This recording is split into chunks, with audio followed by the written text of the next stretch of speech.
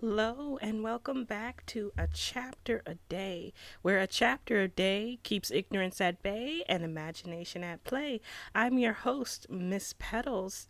How is everyone this evening?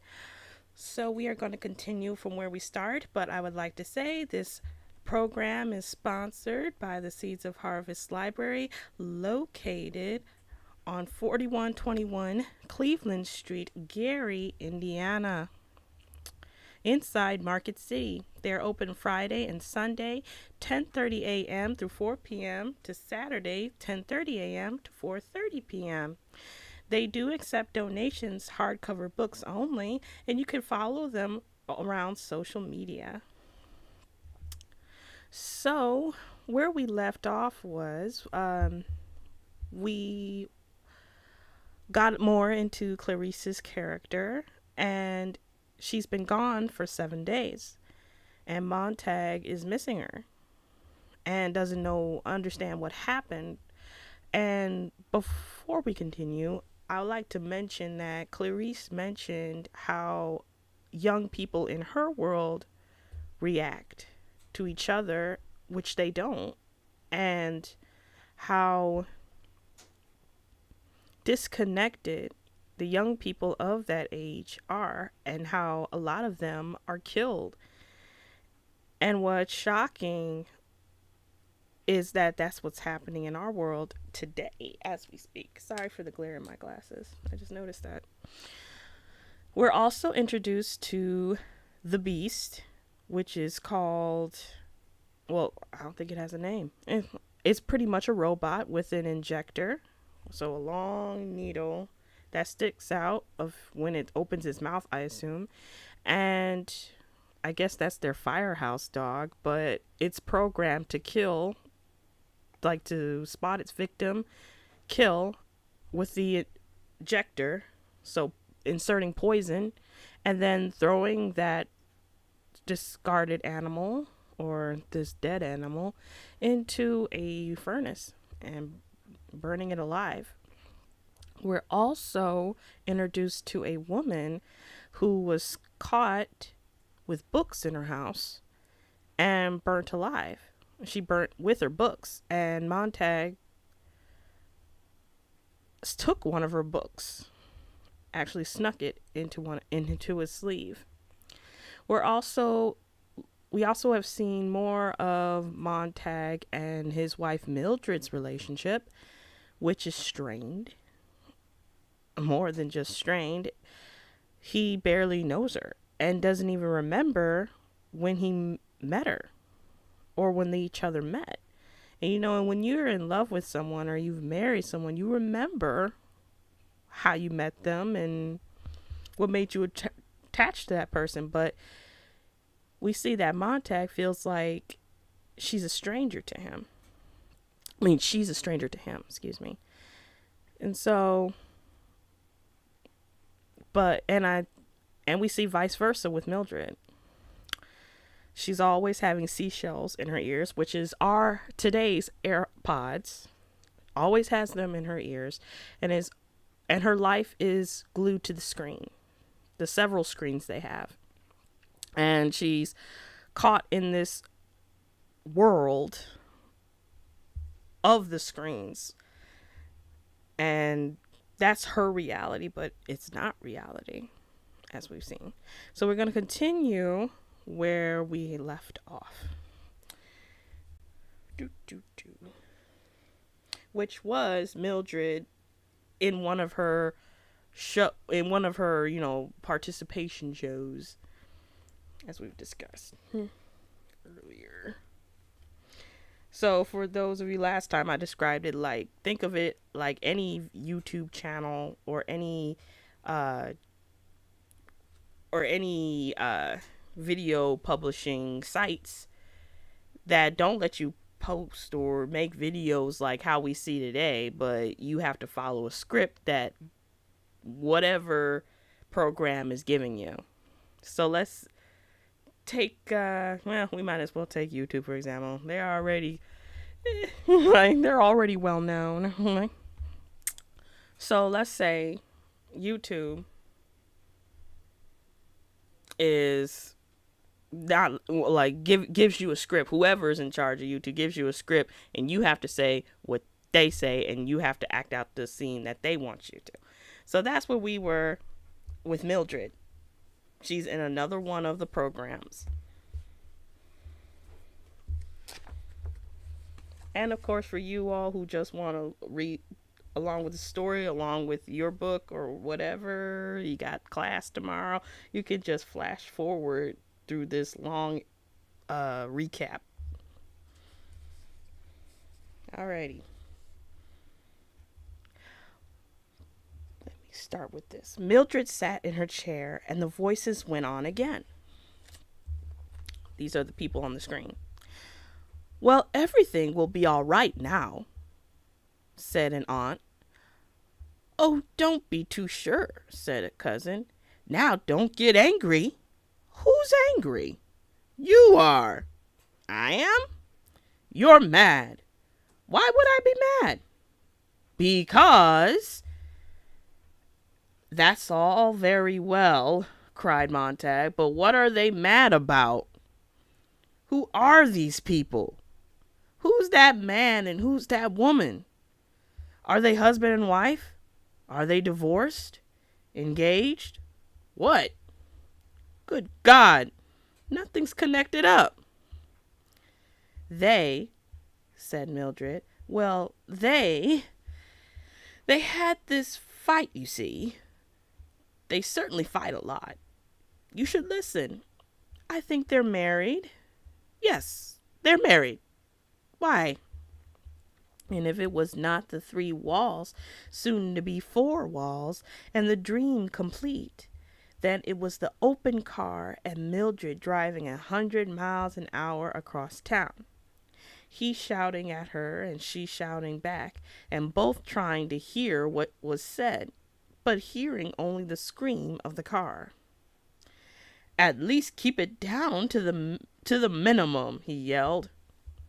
What? She cried. Keep it down to 55, the minimum, he shouted. The what? She shrieked. Speed, he shouted, as she pushed it up to 105 miles an hour and tore the breath from his mouth. When they stepped out of the car, she had the seashells stuffed in her ears. Silence. Only the wind blowing softly. Mildred. He stirred in bed. He reached over and pulled the tiny musical insect out of her ear. Mildred. Mildred. Yes, her voice was faint. He felt he was one of the creatures electronically inserted between the slots of the phono-color walls, speaking, but the speech not piercing the crystal barrier. He could only pantomime, hoping she would turn his way and see him. They could not touch through the glass. Mildred, do you know that girl I was telling you about? What girl? She was almost asleep. The girl next door. What girl next door? You know, the high school girl, Clarice. Her name is... Oh, yes, said his wife. I haven't seen her for a few days. 4 days to be exact. Have you seen her? No. I've meant to talk to you about her. Strange. Oh, I know the one you mean. I thought you would. Her, said Mildred in the dark room. What about her? Asked Montag. I meant to tell you. Forgot. Tell me now. What is it? I think she's gone. Gone? Whole family moved out somewhere. But she's gone for good. I think she's dead. We couldn't be talking about the same girl. No, the same girl. McLean. Run over by a car 4 days ago. I'm not sure, but I think she's dead. The family moved out anyway. I don't know, but I think she's dead. You're not sure of it? No, not sure. Pretty sure. Why didn't you tell me sooner? Forgot. 4 days ago? I forgot all about it. 4 days ago, he said. 4 days ago, he said, quietly lying there. They lay there in the dark room, not moving, either of them. Good night, she said. He heard a faint rustle. Her hand moved. The electric thimble moved like a praying mantis on the pillow. Touched by her hand, now it was in her ear again, humming. He listened, and his wife was singing under her breath. Outside the house a shadow moved, and autumn wind rose up and faded away. But there was something else in the silence that he heard. It was like a breath exhaled upon the window. It was like a faint drift of greenish luminescent smoke. The motion of a single huge October leaf blowing across the lawn and away. The hound. That's what the beast was called. He thought. The hound, he thought. It's out there tonight. It's out there now. If I open the window. He did not open the window. He had chills and fever in the morning. You can't be sick, said Mildred. He closed his eyes over the hotness. Yes. But you were all right last night. No, I wasn't all right. He heard the relatives shouting in the parlor. Mildred stood over his bed curiously. He felt her there. He saw her without opening his eyes, her hair burnt by chemicals to a brittle straw, her eyes with a kind of cataract, unseen but suspect, far behind the pupils, the reddened pouting lips, the body. So the relatives, I'm sorry to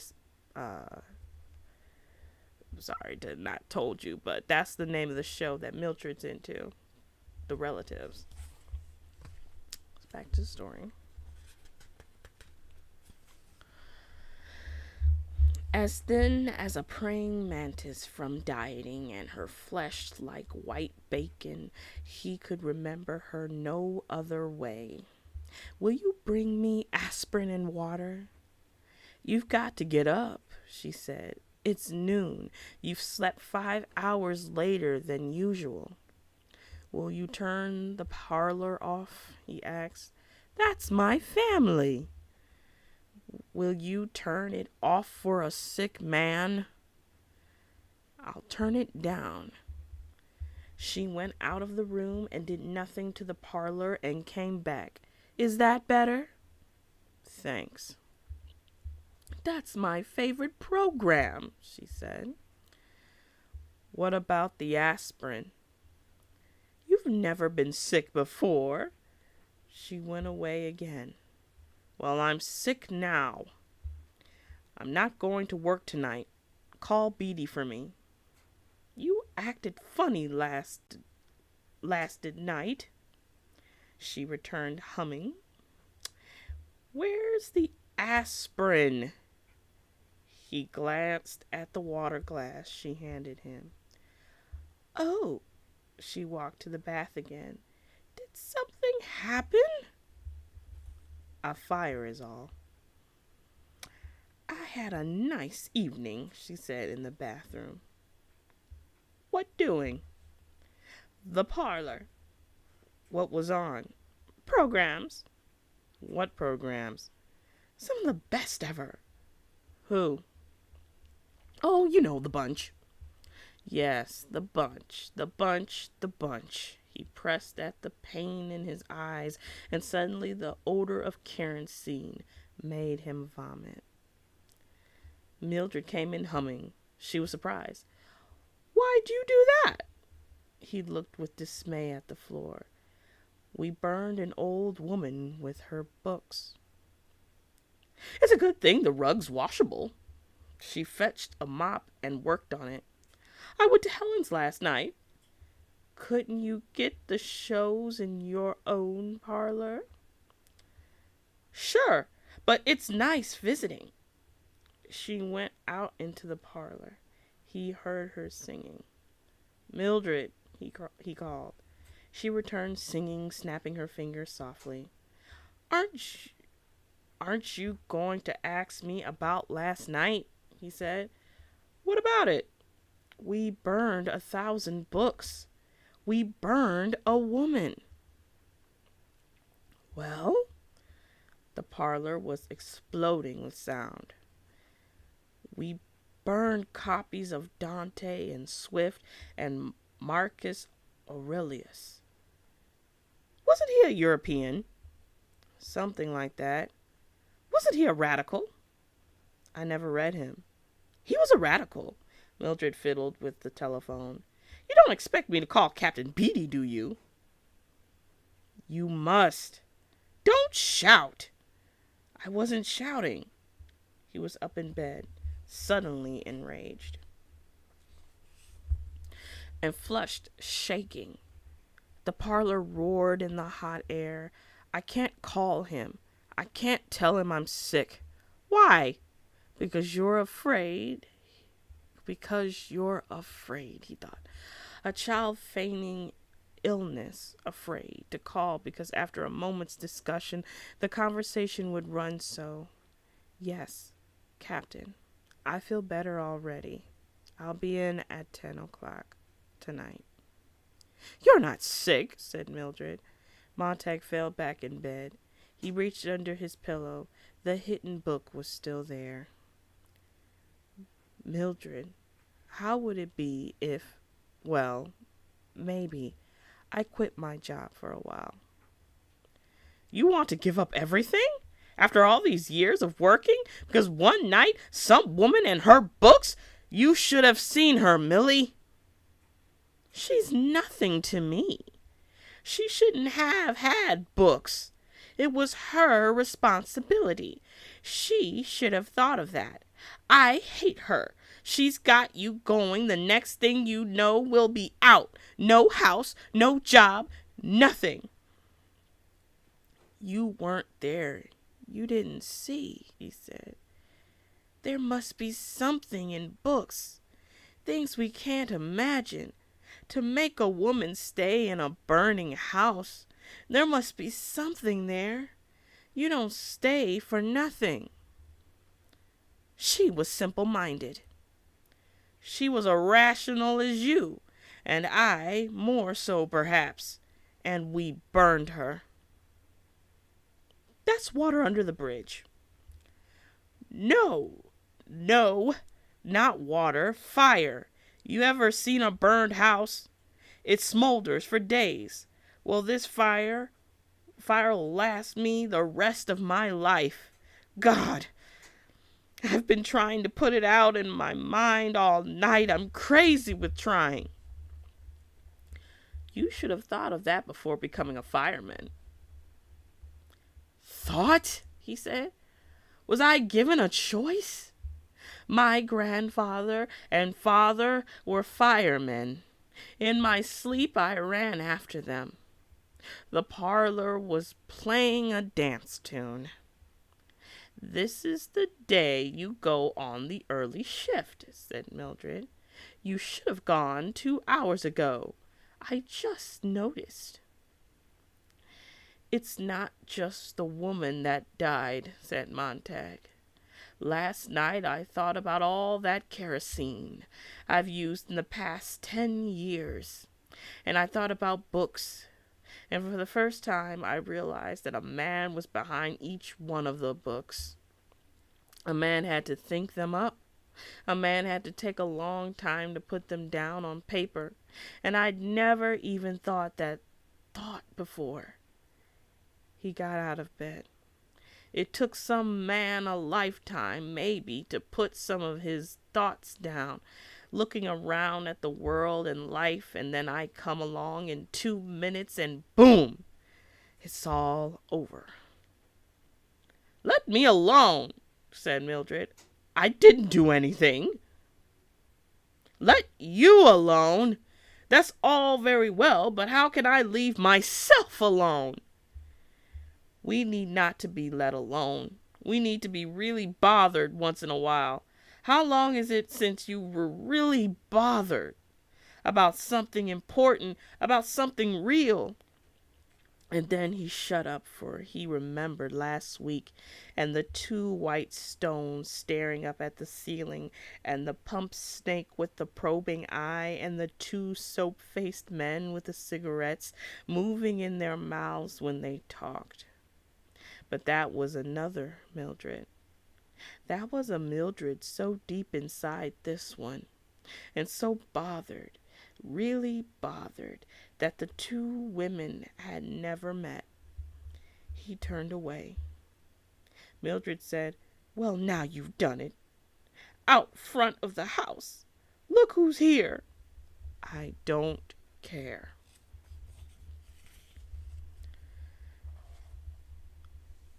There's a Phoenix car just drove up, and a man in a black shirt with an orange snake stitched on his arm coming up the front walk. Captain Beatty, he said.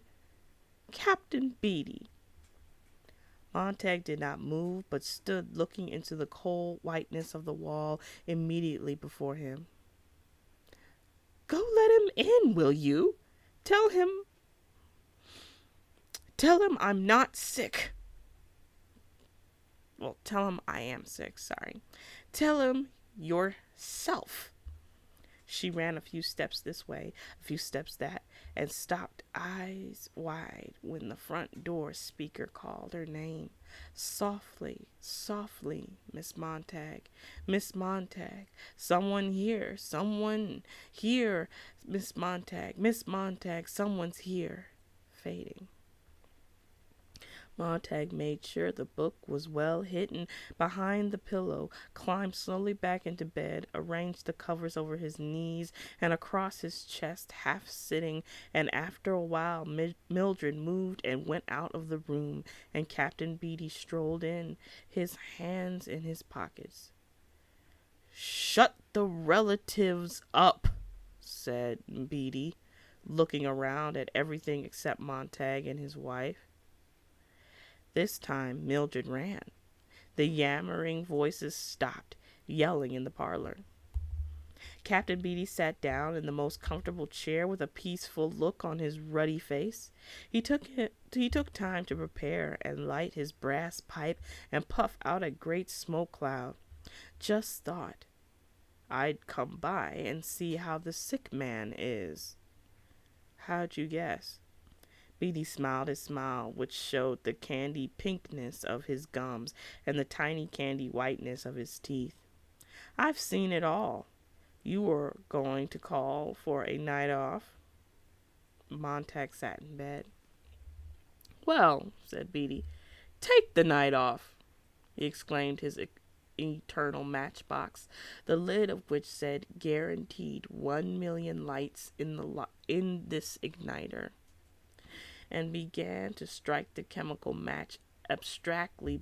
Blow out, strike, blow out, strike, speak a few words, blow out. He looked at the flame, he blew. He looked at the smoke. When will you be well? Tomorrow, the next day maybe, first of the week. Beatty puffed his pipe. Every fireman sooner or later hits this. They only need understanding, to know how the wheels run, need to know the history of our profession. They don't feed it to rookies like they used to. Damn shame. Puff. Only fire chiefs remember it now. Puff. I'll let you in on it. Mildred fidgeted. Beatty took a full minute to settle himself in and think back for what he wanted to say. When did it all start, you ask? This job of ours? How did it come about? Where, when? Well, I'd say it really got started around about a thing called the Civil War. Even though our rule book claims it was founded earlier, The fact is, we didn't get along well until photography came into its own. Then, motion pictures in the early 20th century. Radio, television, things began to have mass. Montag sat in bed, not moving. And because they had mass, they became simpler, said Beatty. Once books appealed to a few people, here, there, everywhere, they could afford to be different. The world was roomy. But then the world got full of eyes and elbows and mouths, double, triple, quadruple population. Films and radios, magazines, books leveled down to a sort of paste pudding norm. Do you follow me? I think so. Beatty peered at the smoke pattern he had put out on the air. Picture it. 19th century man with his horses, dogs, carts, slow motion. Then in the 20th century, speed up your camera, books cut shorter, condensations, digests, tabloids. Everything boils down to the gag, the snap ending. Snap ending? Snap ending. Mildred nodded. Classics cut to fit 15-minute radio shows, then cut again to fill a 2-minute book column, winding up at last as a 10 or 12-line dictionary resume. I exaggerate, of course. The dictionaries were for reference, but many were those whose sole knowledge of Hamlet, you know the title, certainly Montag, is probably only a faint rumor of a title to you, Miss Montag, whose sole knowledge, as I say, of Hamlet was a 1-page digest in a book that claimed, now at last you can read all the classics, keep up with your neighbors. Do you see? Out of the nursery into the college and back to the nursery, there's your intellectual pattern for the past 5 centuries or more. Mildred arose and began to move around the room, picking things up and putting them down. Beatty ignored her and continued. Speed up the film, Montag. Quick. Click. Pick. Look. Eye. Now. Flick. Here. There. Swift. Pace. Up. Down. In. Out. Why. How. Who. What. Where? Huh? Bang. Smack. Wallop. Bing. Bong. Boom. Digest. Digest. Digest. Digest. Digest. Politics? 1 column, 2 sentences, a headline, then in mid-air, all vanishes. Whirl man's mind around about so fast under the pumping hands of publishers, exploiters, broadcasters, that the centrifuge flings off all unnecessary time-wasting thought. Mildred smoothed the bedclothes. Montag felt his heart jump and jump again as she patted his pillow. Right now, she was pulling at his shoulder to try to get him to move so she could take the pillow out and fix it nicely and put it back. And perhaps cry out and stare, or simply reach down her hand and say, "What is this?" and hold up the hidden book with touching innocence. School is shortened, disciplined, relaxed. Philosophies, histories, languages dropped. English and spelling gradually neglected. Finally, almost completely ignored. Life is immediate. The job counts. Pleasure lies all about after work. Why learn anything save pressing buttons, pulling switches, fitting nuts and bolts? "Let me fix your pillow," said Mildred. "No," whispered Montag. "The zipper displaces the button, and a man lacks just that. Much time to think while dressing at dawn. A philosophical hour, and thus a melancholy hour. Here, Mildred said. Get away, said Montague. Life becomes one big pratfall, Montague. Everything bang, boof, and wow. Wow, said Mildred, yanking at the pillow. For God's sake, let me be, cried Montague passionately. Beatty opened his eyes wide. Mildred's hand had frozen behind the pillow. Her fingers were tracing the book's outline, and as the shape became familiar in her face looked surprised and then stunned. Her mouth opened to ask a question. Empty the theaters, save for the clowns, and furnish the rooms with glass walls and pretty colors running up and down the walls like confetti or blood or sherry or sauterne. You like baseball, don't you, Montague? Baseball's a fine game.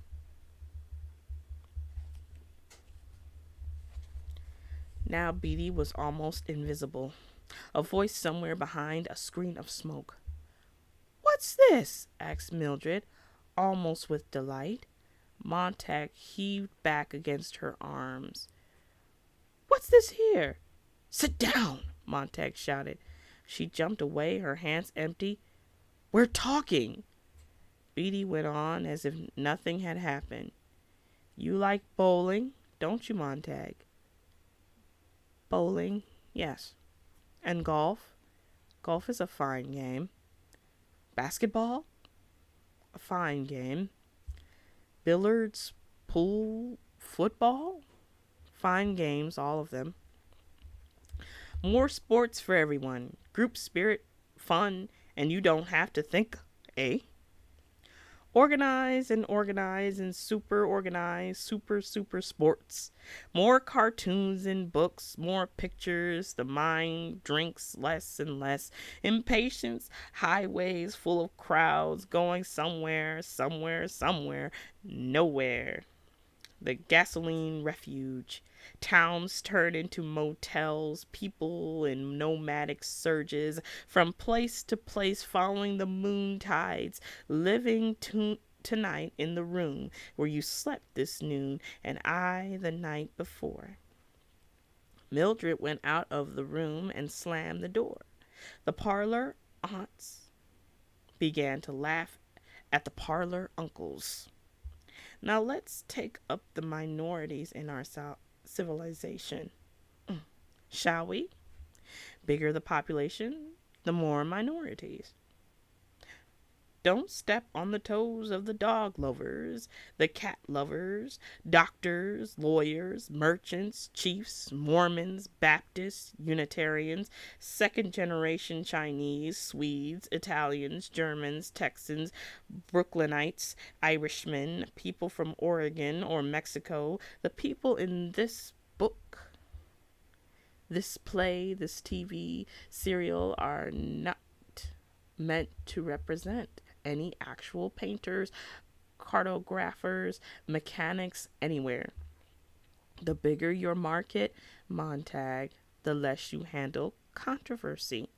Remember that. All the minor minorities, with their navels to be kept clean.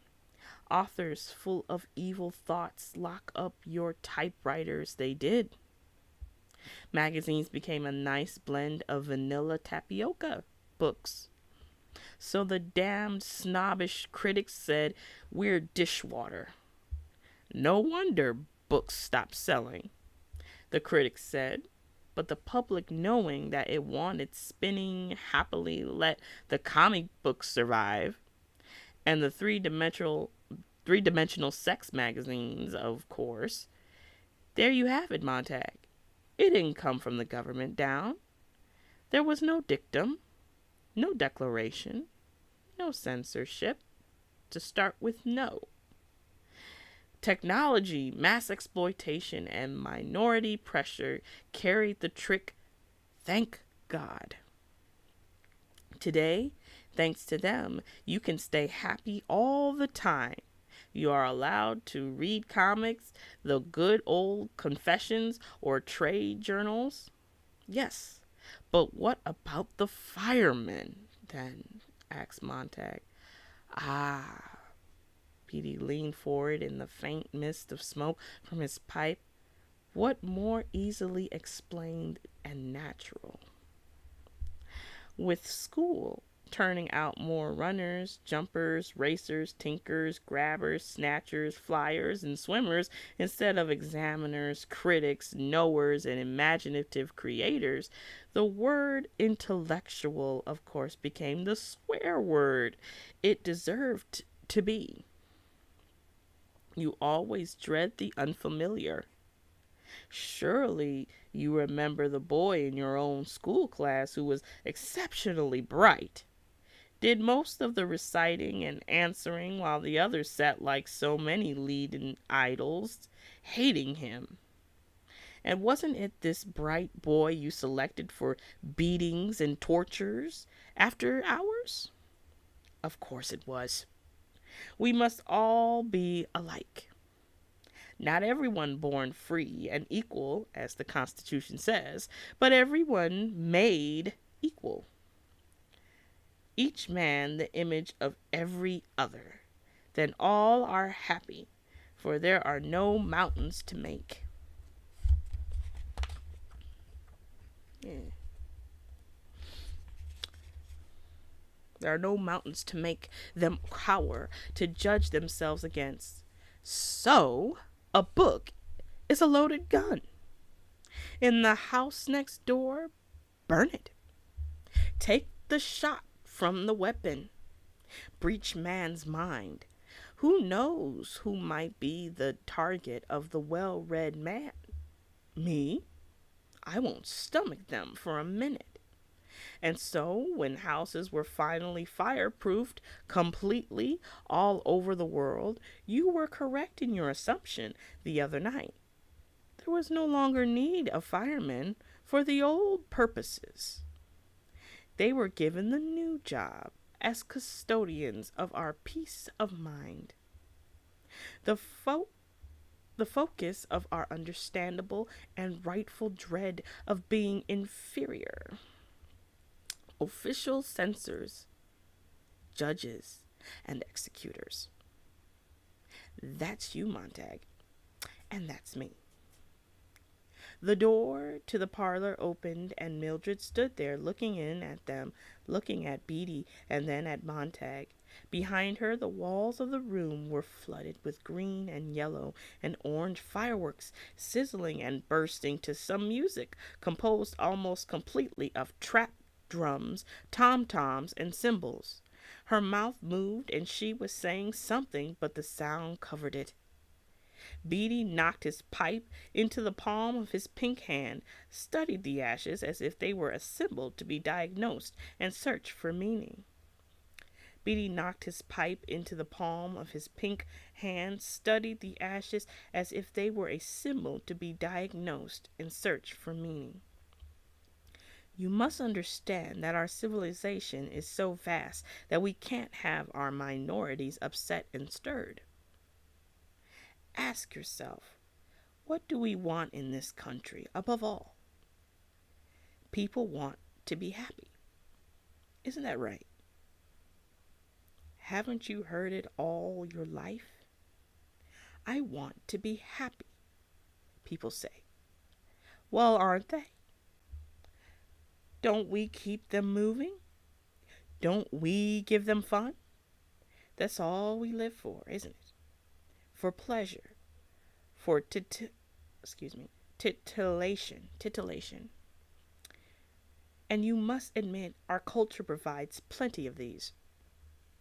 Yes, Montag could lip read what Mildred was saying in the doorway.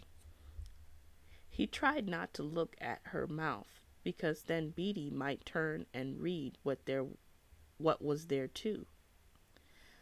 Colored people don't like Little Black Sambo. Burn it. White people don't feel good about Uncle Tom's Cabin. Burn it. Someone's written a book on tobacco and cancer of the lungs.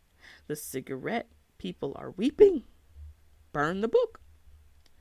Serenity, Montag. Peace, Montag. Take your fight outside. Better yet, into the incinerator. Funerals are unhappy and pagan. Eliminate them too. 5 minutes after a person is dead, he's on his way to the big flu, the incinerators, serviced by helicopters all over the country.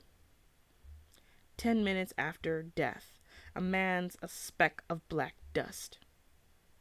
Let's not quibble over individuals with memoriams. Forget them.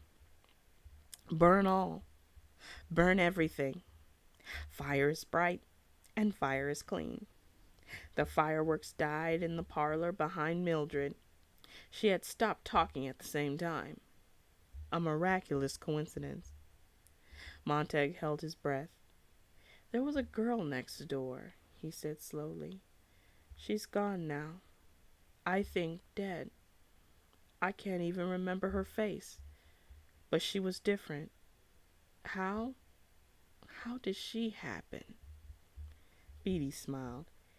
Here or there, that's bound to occur. Clarice McLean? We've a record on her family. We've watched them carefully. Heredity and environment are funny things. You can't rid yourself of all the odd ducks in just a few years. The home environment can undo a lot you try to do at school. That's why we've lowered the kindergarten age year after year. Until now, we're almost snatching them from the cradle. We had some false alarms on the McLeans when they lived in Chicago. Never found a book. Uncle had a mixed record. Antisocial. The girl, she was a time bomb. The family had been feeding her subconscious.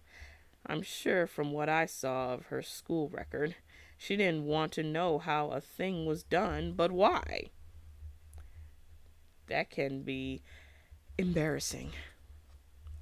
You ask, why to a lot of things, and you wind up very unhappy indeed.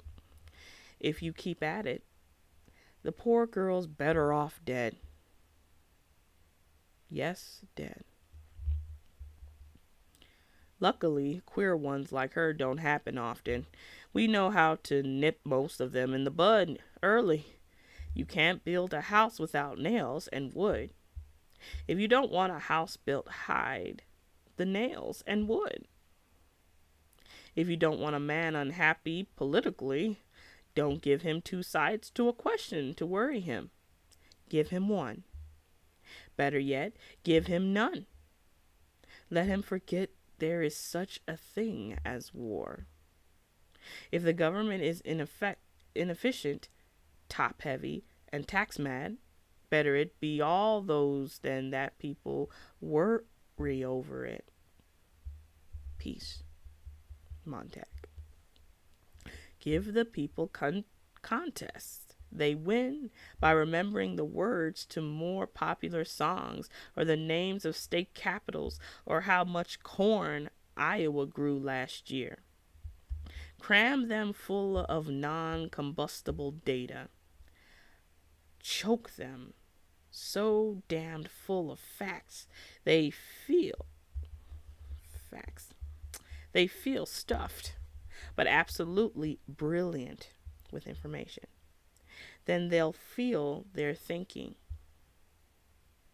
They'll get a sense of motion without moving, and they'll be happy because facts of that sort don't change. Don't give them any slippery stuff like philosophy or sociology to tie things up with. That way lies it. So bring on your clubs and parties, your acrobats and magicians, your daredevils, jet cars, motorcycle helicopters, your sex and heroin, more of everything to do with automatic reflex. If the drama is bad, if the film says nothing, if the play is hollow, sting me with the theremin. The theremin. Loudly. I'll think of responding to the play when it's only a tactical reaction to vibration, but I don't care. I just like solid entertainment. Beatty got up. I must be going. Lecture's over. I hope I've clarified things. The important thing for you to remember, Montag, is we're the Happiness Boys, the Dixie Duo. You and I and the others. We stand against the small tide of those who want to make everyone unhappy with conflicting theory and thought. We have our fingers in the dike. Hold steady. Don't let the torrent of melancholy and dreary philosophy drown our world. We depend on you. I don't think you realize how important you are. We are. To our happy world as it stands now. Beatty shook Montag's limp hand. Montag still sat as if the house were collapsing about him, and he could not move in the bed. Mildred had vanished from the door. One last thing, said Beatty. At least once in his career, every fireman gets an itch. What do the books say? He wonders. Oh, to scratch that itch, eh? Well, Montag, take my word for it. I've had to read a few in my time to know what I was about. And the books say nothing. Nothing you can teach or believe. They're about non-existent people, figments of imagination. If they're fiction, and if they're non-fiction, it's worse. One professor calling another an idiot, one philosopher screaming down another's gullet, all of them running about putting out the stars and extinguishing the sun. You come away lost. Well then, what if a fireman accidentally, really not intending anything, takes a book home with him? Montag twitched. The open door looked at him with its great vacant eye. A natural error. Curiosity alone, said Beatty. We don't get over anxious or mad. We let the fireman keep the book 24 hours. If he hasn't burned it by then, we simply come burn it for him. Of course, Montag's mouth was dry. Well, Montag, will you take another later shift today? Will we see you tonight, perhaps? I don't know, said Montag. What? Beatty looked faintly surprised. Montag shut his eyes. I'll be in later, maybe. We'd certainly miss you if you didn't show, said Beatty, putting his pipe in his pocket thoughtfully. I'll never come in again, thought Montag. Get well, and keep well, said Beatty. He turned and went out through the open door. Montag watched through the window as Beatty drove away in his gleaming yellow flame-colored Beetle with the black charcoal tires. Across the street and down the way, the other houses stood with their flat fronts. What was it Clarice had said one afternoon? No front porches. My uncle says there used to be front porches, and people sat there sometimes at night, talking when they wanted to talk, rocking and not talking when they didn't want to talk. Sometimes they just sat there and thought about things, turned things over. My uncle says the architects got rid of the front porches because they didn't look well.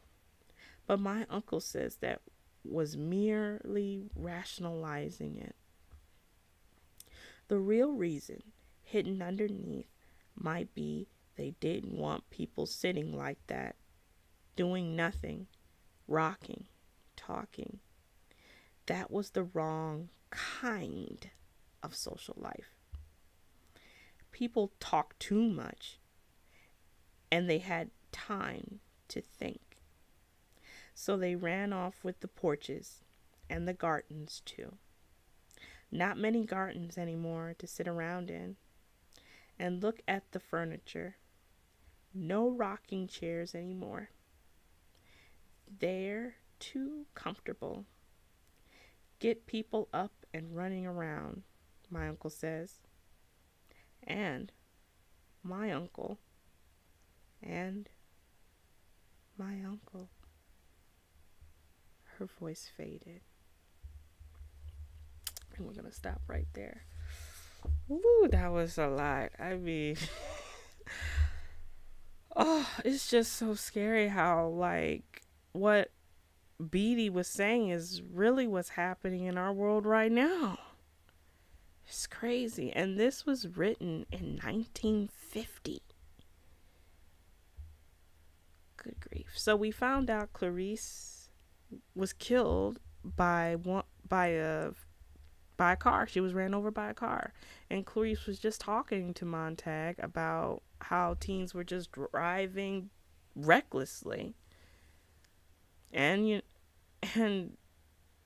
the disconnection. Let me go back to when Mildred was saying, well, Montag was telling her about the woman him and his team burned with her books. Let me see if I can go back. Let me see.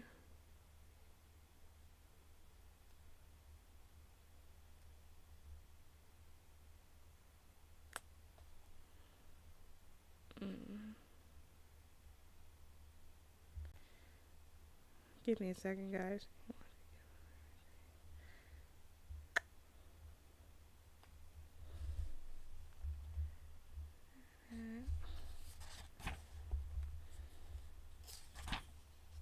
Well, she was saying that she didn't care about the woman who burned with her books. And she didn't have any connection to that woman. But even when you find out somebody was burnt alive, you would feel empathy. There's a lack of empathy in her. Or sympathy. And like, to me, she sounds like an addict to me. Like she was fiddling around with things and fiddling around with furniture and trying to fix Montag's pillow. She sounds like she is an addict. She's an addict. But she's a technological addict. And aren't we all now? Nowadays, it's normal.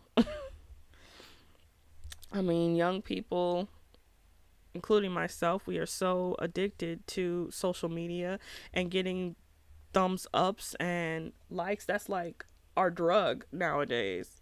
We're so itchy to see if anybody's watching us, or is anybody looking at me right now. Is anybody getting a thumbs up or giving me a heart? We're so addicted to it.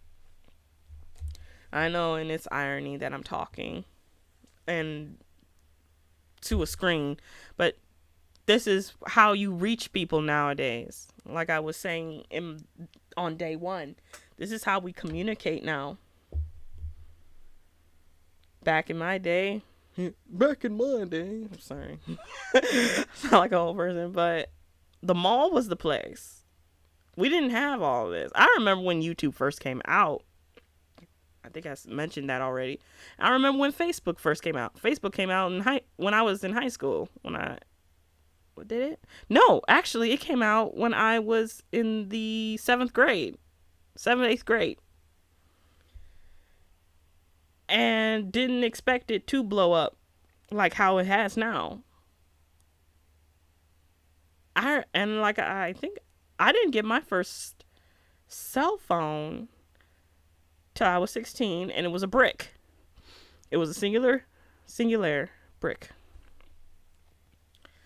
And the only game that was on there was Snake. And it was like a bar, just a line, and you had to collect like his food, which was a box. There's no color, black and white, and it was just a little snake eating a bunch of squares. That was the only game. And but other than that, we went outside, we talked to people, talked to neighbors, and it's incredible like I'm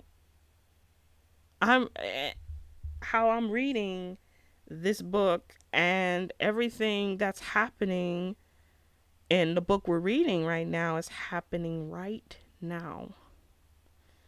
And that's what's scary to me.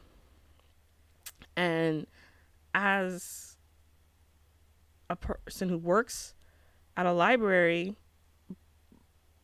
I feel like books are losing in this because so many kids are glued to the screen. And like Captain Beatty was saying, he was saying how books have been condensed. Comic books are, I mean, kids don't even read comic books now. I love comic books. I was like, wait, now hold on a minute. I like comic books too. I like graphic novels, but that's even losing to television and iPad. Well, not even television anymore. You can this right here is a TV, your wallet, your you name it, your music player. Yeah, I got a Hello Kitty. This is everything now. Your alarm clock.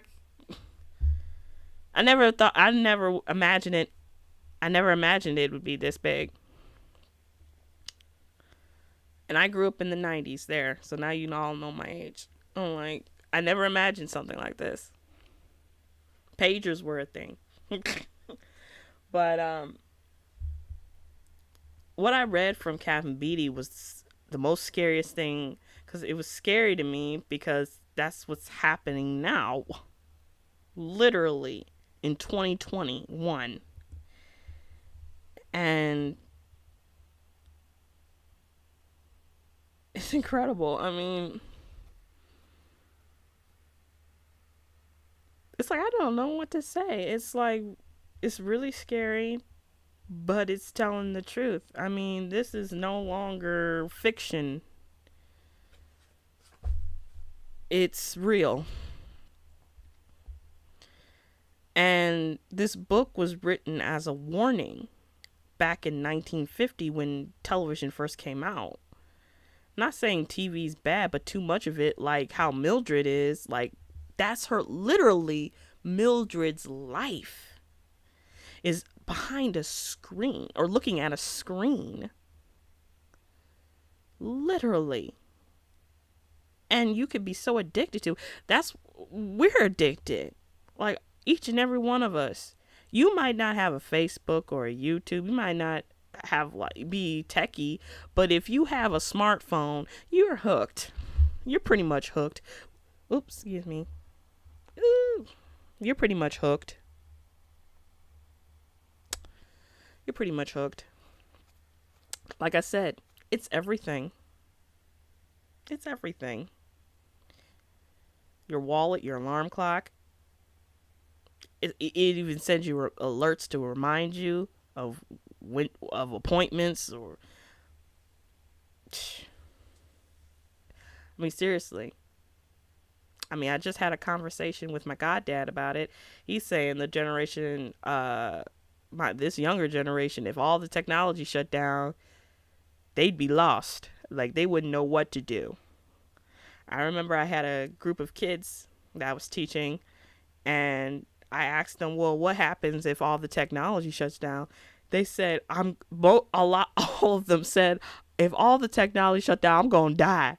I am going to die. Even my nephew said that, I'm going to die. Lord have mercy. And I was like, how I'll be just fine, because I grew up without technology. Technology was just coming out in my generation. So I'd be fine. I lived without it. I had a childhood without it. So as I leave you for tonight, think about how you would be if all the technology was gone. Like if YouTube shut down and all, you couldn't make live videos anymore, and you lost all your videos, or you couldn't go on the internet, or you couldn't, or your phone went out. You can't go on Facebook, TikTok, all this mess out there, Twitter, what else? All the social media. If you can't even, what would you do? What would you do? And from what we read tonight, how is what Captain Beatty saying, like what he just said, what I just read, how do you see it playing out today? Or better yet, let me rephrase the question. How do you see what he's saying in our world today in 2021? How do you see all of what he said to Montag? How do you see it in your world? Like, for example, when he said about books being condensed, I mean, they're like right now, books are not just being condensed, they're being taken out. Words are being taken out. It's very subtly, too. I'll give you an example. I was reading the Word, the Bible, and it was a chapter in Psalms. Now, for me, I like reading to audio. I like hearing audio and reading along. And I've always been like that ever since I was a kid. And there was a part in the Psalms, one of the chapters, I can't remember, but the audio said something, but the Bible app said something different, was reading something different. I was like, wait a minute. What?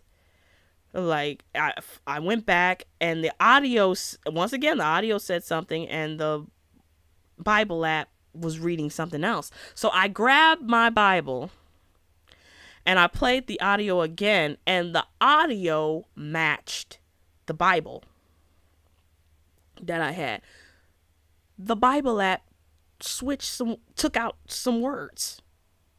And you wouldn't know that if I hadn't have got my Bible and read it for myself. That's why I stopped using it and started just reading out of my Word. So please be careful, because it's already happening. Censorship is happening, but it's subtle right now. I mean, people are aware of it now, but it's been going on, but it's been subtle. So, until next time, this is Miss Petals. And remember, a chapter a day keeps ignorance at bay and imagination at play. I'll see you soon.